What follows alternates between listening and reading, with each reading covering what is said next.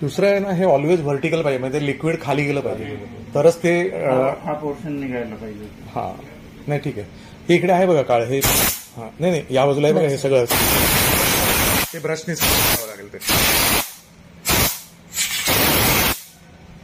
Brush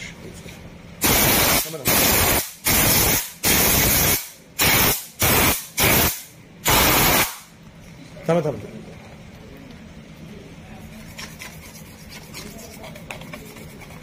so जिथे sticky आहे तिकडे हलक्या ब्रशनी करून घेतलं की आणि वॉश दिला ते सगळं साफ होऊन जाणार.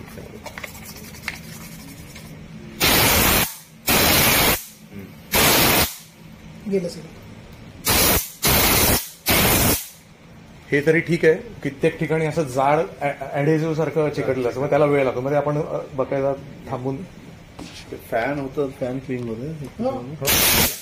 हे बघा